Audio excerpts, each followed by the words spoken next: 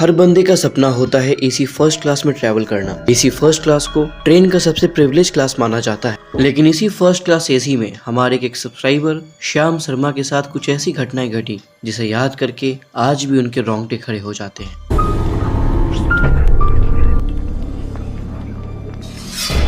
28 जनवरी 2023 श्याम शर्मा और उनकी पत्नी दिल्ली से जयपुर ट्रैवल कर रहे थे। असल में इन दोनों की अभी अभी नई नई शादी हुई थी और ये नवविवाहित जोड़ा अपने हनीमून के लिए जा रहा था। चूंकि इनकी नई नई शादी हुई थी, इसलिए इन्होंने एसी फर्स्ट क्लास में एक अलग ही कमरा बुक करा कर रखा था।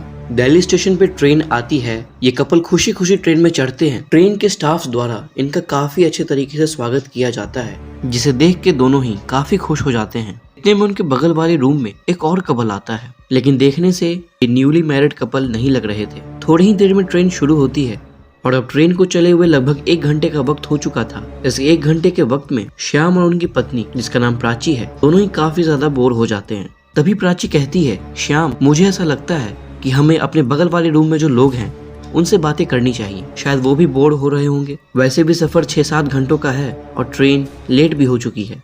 अब तो हम 8-10 घंटे के बाद ही जयपुर पहुंचने वाले हैं, इतनी देर हम करेंगे क्या? प्राची की बात सुनकर श्याम बोलता है, अरे अरे पागल हो क्या, हमें किसी की भी प्राइवेसी ऐसे इंटरव्यू नहीं करनी चाहिए। नहीं नहीं, ये गलत होगा। ये कहकर श्याम बोलता है, तुम यहीं रुको, मैं बाथरूम से आता हूँ। श्याम बाथरूम की तरफ बढ़ता है और बाथरूम के पास उसने जो कुछ भी देखा उसे देख करके उसके होश फाख्ता रह गए। श्याम देखता है एक इंसान मुर्गे को पकड़ करके उसकी गर्दन को धड़ से अलग कर रहा है। श्याम तुरंत ही उसके पास जाता है और बोलता है, अरे भाई, ये क्या कर रहे हो? ट्रेन में ये सब अलाउड नहीं है। और क्या तुम ट्रेन में उस मुर्गे को कच्चा ही खा जाओगे? पागल वागल हो गए हो क्या? इतना सुनते वो इंसान पलटकर बोलता है, अरे क्या करूं भाई, मजबूरी है, करना पड़ता है। और ये बोल करके वो इंसान कटे हुए मुर्गे को एक पॉलिथीन में बंद करके अपने कोच की तरफ चला जाता है। ये वही इंसान था जो सागर के बगल वाले कंपार्टमेंट में बैठा हुआ था। शाम को इसका नेचर बहुत ही अजीब लगता है। वो तुरंत ही भाग करके प्राची के पास जाता है और उसे सारी बातें बताता है। श्याम कहता है, प्राची, मुझे ऐसा लगता है कि हमें पुलिस में कंप्लेन कर देनी चाहिए। तभी प्राची बोलती है, अरे रहने दो ना श्याम, उन पागल लोगों की वजह से हम अपना इतना कीमती वक्त क्यों बर्बाद करें? हो सकता है उसे कच्चे मांस खाने की आदत हो, छोड़ो, इग्नोर कर दो। बातें करते करते रात हो चुकी थी और ट्रेन नॉन स्टॉप अपने गंतव्य की ओर बढ़ती जा रही थी। इतने में ही शाम को बगल वाले कोच से बहुत ही तेज आवाज आती है। ऐसा लग रहा था कि जैसे कोई मदद मांग रहा हो। इतने में ही प्राची भी बोलती है, श्याम, ये आवाज कैसी है? मुझे लगता है कोई मुसीबत में है, हमें उसकी मदद करनी चाहिए। श्याम रिप्लाई देता है, पर ये आवाज तो हमारे बगल वाले कंपार्टमेंट से आ रही है। मुझे लगता है वो पागल इंसान अपनी पत्नी को मार रहा होगा, हमें उसे बचाना चाहिए। प्राची और श्याम बगल वाले कंपार्टमेंट में जाते हैं। कंपार्टमेंट के गेट पे श्याम आवाज लगाता है, अरे भाई साहब, ये कैसी आवाजें थी? देखिए, अगर आप दरवाजा नहीं खोलेंगे तो मैं पुलिस को बुला लूंगा। श्याम के इतना बोलते ही कंपार्टमेंट का दरवाजा खुलता है। अंदर से वो आदमी निकलता है और बोलता है, आपको क्या प्रॉब्लम है? मैं यहाँ कुछ भी करूँ? आज के दिन के लिए कंपार्टमेंट मेरा है, आप लोग जाइए, अपने काम से मतलब रखिए। और रही बात आवाज की, तो मैं मूवी देख रहा था। श्याम और प्राची को उस आदमी के बात पे विश्वास तो नहीं हुआ, लेकिन फिर भी वो दोनों वहाँ से चले जाते हैं। लगभग आधे घंटे के बाद वो आवाजें फिर से आना शुरू हो गई थी। ये देख करके इस बार श्याम ने पुलिस वालों को फोन कर दिया। अगले स्टेशन पे जीआरपी के जवान आते हैं और श्याम के बगल वाले कमरे में बिना नॉक किए घुस जाते हैं।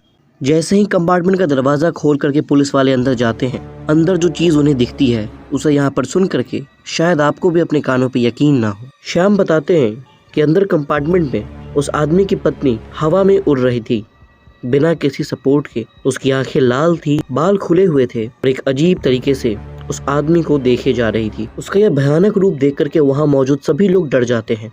तभी उस आदमी की नजर श्याम पे पड़ती है। वो श्याम से कहता है, मैंने तुम्हें मना किया था ना मैंने, उस कंपार्टमेंट में मत आना। अब इससे पहले कि ये तुम्हें नुकसान पहुंचाए, जल्दी यहाँ से भागो।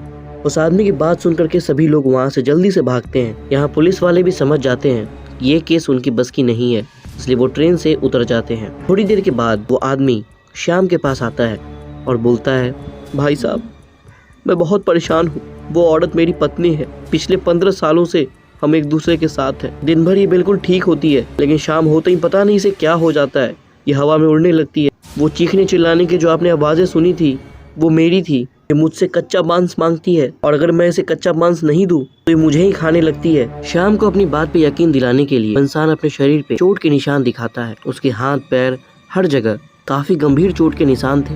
ऐसा लग रहा था जैसे मानो किसी ने उसके हाथ पैर के मांसों को हाथ से नोच करके अलग कर दिया हो। अपनी व्यथा सुनाते सुनाते वो इंसान रोने लगता है। श्याम प्राची को उस पर दया आ जाती है। प्राची पूछती है, अच्छा आपके साथ ये सब कुछ कब से हो रहा है? वो इंसान जवाब देता है, जब मेरी शादी हुई तब सब कुछ सही था।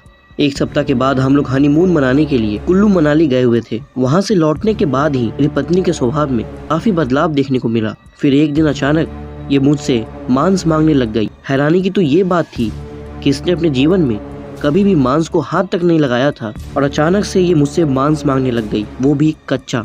अगर मैं इसे मना कर दूं तो ये मुझे ही खाने लगती है। मुझे इस परेशानी से छुटकारा दिलाइए। मैं परेशान हो चुका हूँ, मैं बर्बाद हो चुका हूँ। मैंने लाखों रुपए खर्च कर दिए डॉक्टरों के पीछे, तांत्रिकों के पीछे, अभी तक मुझे कोई भी समाधान नहीं मिला है। तभी प्राची बोलती है, श्याम मुझे ऐसा लगता है कि हमें इन्हें मेहंदीपुर बालाजी के बारे में बताना चाहिए। मेहंदीपुर बालाजी टेम्पल हनुमान जी का एक ऐसा शक्तिशाली मंदिर है जहाँ जाने मात्र से इंसान के ऊपर से भूत प्रेत पिशाच का साया हमेशा के लिए हट जाता है।